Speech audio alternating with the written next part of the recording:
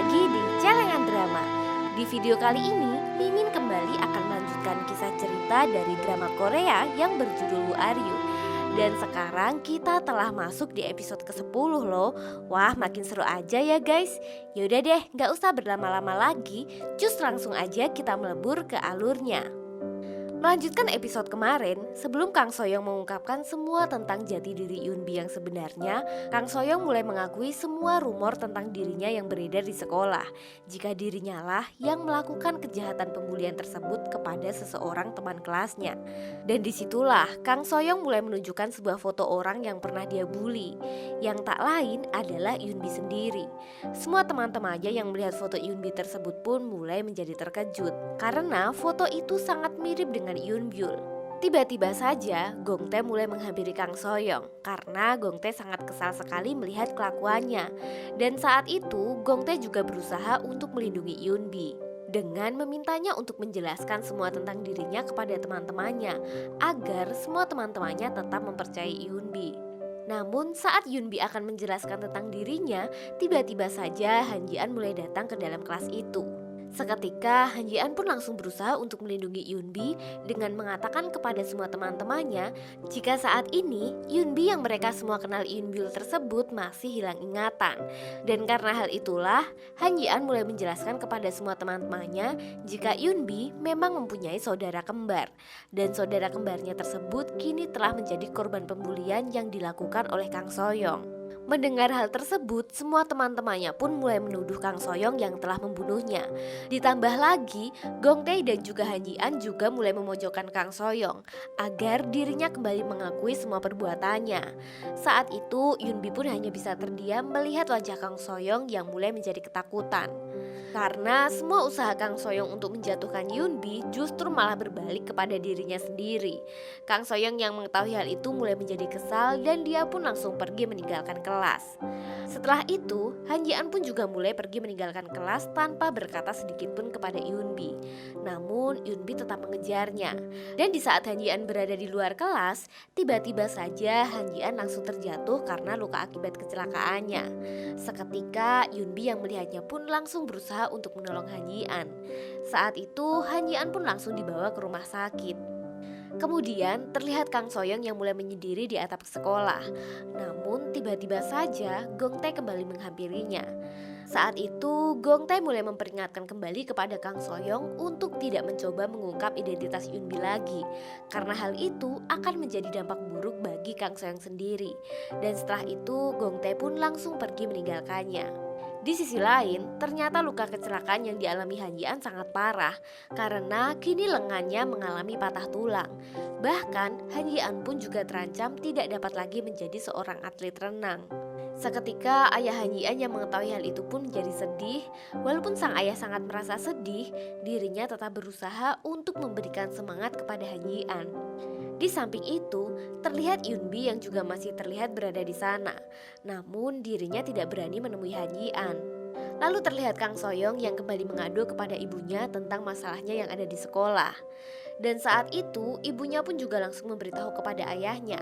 Namun karena ayahnya terlalu sibuk dengan pekerjaan, sang ibu pun terpaksa untuk mengurusnya sendiri.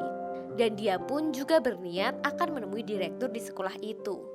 Keesokan harinya, Yoonbi mulai memberanikan diri untuk kembali menjenguk Han Ji-an di rumah sakit. Namun saat mereka bertemu, Han Ji-an justru malah mengusir Yoonbi.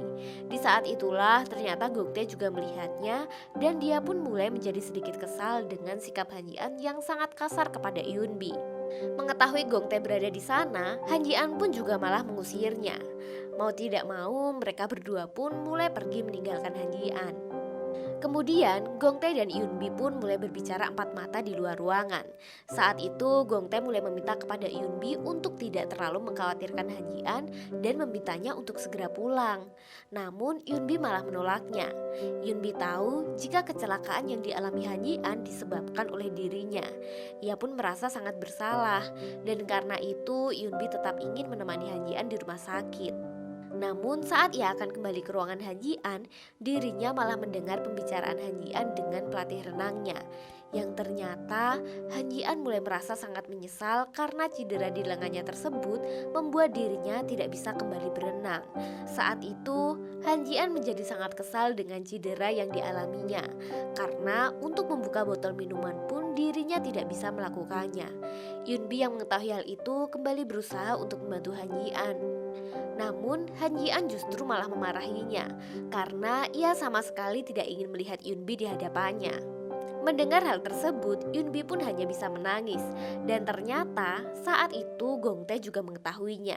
Seketika Gong Tae pun mulai menghampiri Yunbi dan dia pun juga langsung memberikan bahunya untuk tempat bersandar. Keesokan harinya saat berada di sekolah, terlihat Kang Soyoung yang kembali mencari gara-gara dengan Yunbi. Saat itu Kang Soyoung mulai berniat akan membuat Han Ji-an benar-benar menjauhi Yunbi.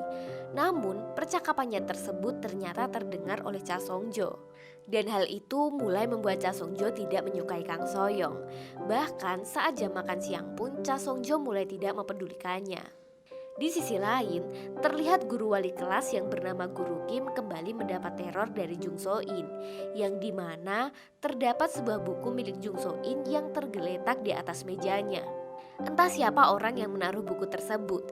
Yang jelas, hal itu membuat Guru Kim menjadi sangat terkejut. Seketika Guru Kim langsung pergi ke ruangan sang direktur untuk kembali mengingatkan tentang kasus kematian Jung So-in. Ternyata buku tersebut adalah buku satu-satunya yang berada di meja Jung So-in saat dirinya meninggal. Saat itu Guru Kim mulai mendesak direkturnya untuk segera menyelesaikan kasus kematian Jung So-in agar Guru Kim tidak lagi mendapatkan teror. Sang direktur pun langsung menelepon pihak kepolisian yang dulu menangani kasus kematian Jung So-in. Malam harinya setelah Yunbi pulang sekolah, dia pun kembali menyempatkan diri untuk menjenguk Han Ji-an yang masih dirawat di rumah sakit. Namun saat Yunbi berada di sana, Han Ji-an kembali mengusirnya karena dirinya sama sekali tidak ingin melihat Yunbi. Yunbi pun mulai menjadi sedih. Namun walaupun Han Ji-an selalu mengusirnya, Yunbi justru tetap akan selalu datang untuk menjenguknya. Di sisi lain, terlihat Kang Soyoung yang mulai mengajak Cha Song-jo untuk kembali di sebuah kafe. Saat itu, tujuan Kang Soyoung hanyalah untuk membuat Cha Song-jo kembali berada di pihaknya. Namun ternyata Cha Song-jo telah mengetahui semua kebusukan Kang Soyoung. Saat itu, Cha Song-jo juga sangat kesal dengannya karena Kang Soyoung berniat akan membuat semua orang membenci Yunbi. Di saat itulah, Cha Song-jo mulai membatalkan kontraknya untuk menjadi artis yang dulu ditawarkan oleh Kang Soyoung. Lalu Cha Song-jo juga langsung pergi meninggalkannya. Melihat itu, Kang Soyoung pun merasa sangat kesal. Keesokan harinya, tiba-tiba saja ibu Kang Soyoung mulai datang ke kantor sekolah dan saat itu sang ibu juga mulai memaksa untuk meminta bertemu dengan sang direktur. Saat ibu Kang Soyoung mulai berada di ruangan sang direktur, dia pun juga langsung memperkenalkan diri. Seketika sang direktur yang mengetahui jika wanita itu adalah istri dari jaksa Kang langsung menyambutnya. Ternyata tujuan sang ibu bertemu direktur sekolah tersebut untuk memintanya mengeluarkan Yunbi yang dikenal sebagai Yunbyul. Karena putrinya selalu diganggu oleh siswi tersebut. Saat itu ibu Kang Soyoung juga memberikan biodata Yunbi kepada sang direktur. Dan dia pun juga menjelaskan jika siswi tersebut juga mengganggu putrinya saat bersekolah di kota Tongyong. Mendengar permintaan tersebut, sang direktur pun menjadi sangat terkejut. Namun saat itu sang direktur mulai berjanji akan mengurusnya. Setelah itu, sang direktur pun juga bertemu dengan seorang detektif yang menangani kasus kematian Jung So-in. Yang ternyata saat itu Yunbyul juga terdaftar menjadi seorang saksi atas kematian Jung So-in. Mendengar hal itu, sang direktur pun terkejut. Terlihat wali kepala sekolah yang mendapat tugas dari sang direktur untuk meminta daftar nama-nama siswa yang berada di kelas Guru Kim. Asisten Guru Kim yang bernama Jung Min itu pun langsung menawarkan diri untuk memberikannya kepada sang direktur. Namun saat itu Guru Kim hanya terdiam dan juga merasa kebingungan dengan hal yang akan dilakukan direktur. Hingga akhirnya sang direktur pun mulai memberikan surat pengeluaran siswa kepada Guru Kim, yang ternyata surat tersebut ditujukan kepada Yunbi. Guru Kim pun langsung menemui sang direktur untuk meminta penjelasannya karena surat pengeluaran siswa tersebut sangat tidak masuk akal. Ditambah lagi Yoonbi yang dikenal Yoonbyul tersebut juga tidak bersalah sama sekali. Namun saat itu sang direktur tetap bersikeras untuk mengeluarkan Yoonbi dari sekolah. Kemudian saat sang direktur akan keluar dari sekolah, dia pun mulai melihat kedekatan anaknya dan Yoonbi yang dikenal sebagai Yoonbyul. Dan saat itu dia kembali teringat dengan seorang siswi yang akan dia keluarkan. Lalu, bagaimanakah cerita selanjutnya? Sampai bertemu di episode berikutnya. Gamsahamnida.